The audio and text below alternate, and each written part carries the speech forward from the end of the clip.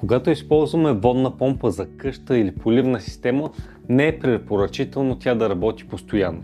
Затова тези помпи обикновено са оборудвани с разширителен съд и пресостат в хидрофорен режим. Пресостатът е устройство, което автоматично включва помпата, когато налягането в системата падне при консумация на вода и я изключва, когато тази консумация спре. За разлика от механичните пресостати, електронните модели, познати още като прес-контроли или флуид контроли, имат и допълнителна защита.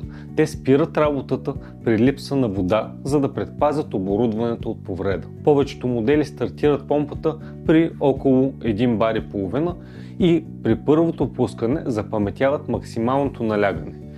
При смяна на помпата, устройството трябва да се изключи от захранването, за да се настрои наново. Сега ще покажем как да свържете два различни прес-контрола. Повечето прес-контроли се монтират вертикално на изхода на помпата, но модел G-Max EPC4A с вграден манометър позволява и хоризонтален монтаж.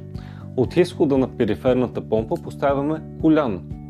Към него завиваме прес-контрола.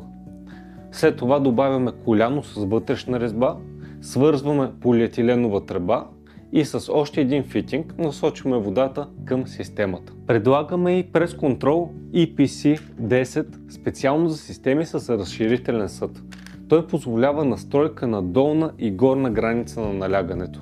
На помпата завиваме коляно с колендрова гайка и поставяме петорник. Отворът за манометър се затваря с тапа. Монтираме прес-контрола на резбата. На единия изход с вътрешна резба свързваме мека връзка и към нея разширителен съд. В случая ползваме 24 литров, той е съобразен с капацитета на помпата. От другия изход тръгваме към инсталацията с адаптор за полиетиленова тръба. Ако имате нужда от допълнителни съвети или помощ при избора на точния прес-контрол, свържете се с нас.